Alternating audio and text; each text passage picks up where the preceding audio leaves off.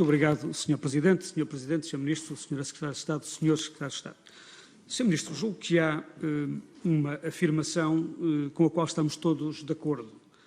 O país, os pais, os professores, os diretores, os próprios alunos querem regressar às aulas, mas querem o fazer com segurança e querem ter, sobretudo, aquilo que o Sr. Ministro referiu, que é confiança.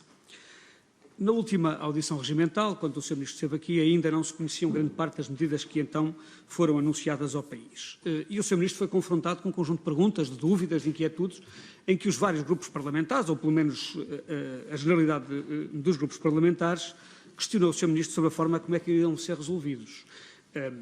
Passadas 3 semanas, muitas das inquietações, muitas das dúvidas, muitos dos medos que então existiam permanecem. E alguma coisa falhou. O Sr. Ministro viu com certeza um inquérito publicado no Jornal Público sobre como é que os pais veem o início do próximo ano escolar. E só 27% é que têm a certeza que colocam os filhos na escola. Há mais um grupo que acha que o pode colocar, mas o nível de confiança das famílias relativamente à abertura, não, Sr. Ministro, não. 27% é um número baixíssimo. Neste momento deveria ter mais de 80%, sinal de que as medidas que o senhor propôs e o seu Ministério e o seu Governo propuseram eram as medidas adequadas para dar confiança às famílias. Não é com 27% daqueles que têm a certeza de que vão colocar os filhos na escola que esse grau de confiança se instalou. E, na verdade, esta confiança começa desde logo com a organização da atividade, enfim, das atividades letivas.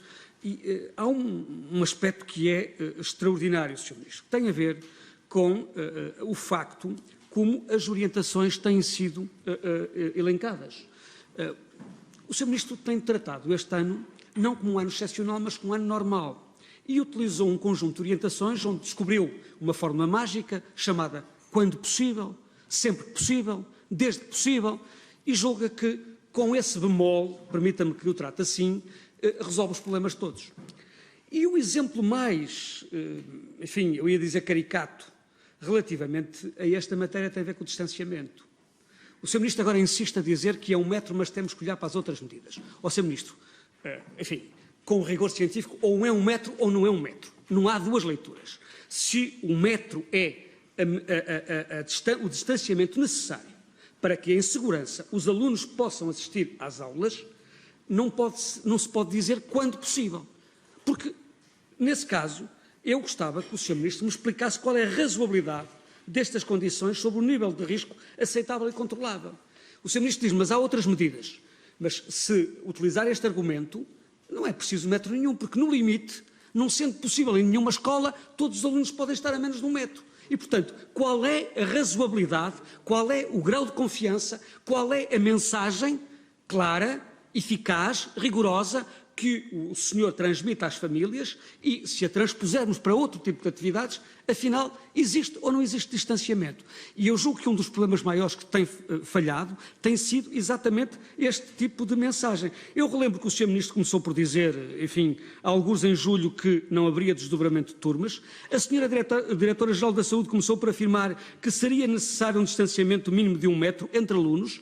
Logo a seguir veio dizer que sim, mas que não era a única medida e, portanto, esta questão é uma questão essencial. Tanto mais do que o cenário que está a ser traçado e no qual o senhor e o Ministério mais apostaram é o cenário de manter aulas presenciais sem nenhum tipo de perturbação. E a minha pergunta tem a ver com, e se não for possível? Onde é que estão os planos que o Sr. Ministro referiu, os planos especiais para poder, por um lado, atacar eventuais ou responder a eventuais riscos desse domínio? Onde é que estão os meios necessários para poder trabalhar cenários alternativos, seja o cenário misto, seja o cenário não presencial? É que todos os recursos, todas as respostas, com esta solução do quando possível, sempre que possível, desde possível, ignoram completamente a necessidade de recursos adicionais, mesmo no caso dos recursos já prometidos. E eu perguntava ao Sr. Ministro relativamente às várias promessas realizadas, desde a distribuição dos computadores, desde os concursos para assistentes operacionais, desde os mecanismos para a substituição dos professores que fazem parte dos grupos de risco, incluindo os dos grupos de docência esgotado, mesmo os saldos das contas de gerência das escolas que estão cativados pelo Ministério das Finanças. O Sr. Ministro compromete-se a dizer que no dia 14 de setembro todos estes problemas estão resolvidos. É que, se for com a mesma forma que o Governo e o Sr. Primeiro-Ministro utilizou relativamente aos meios informáticos, eu relembro que o Sr. Primeiro-Ministro, a 22 de abril, disse nesta Assembleia: aconteça o que acontecer, no próximo ano letivo vai estar assegurada a universalidade do acesso às plataformas digitais. Eu repito, eu vou concluir. Universalidade.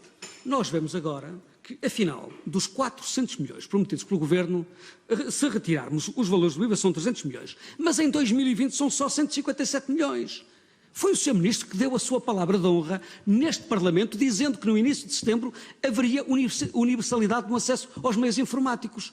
É com este verba que o Sr. Ministro vai garantir esta universalidade. Muito obrigado.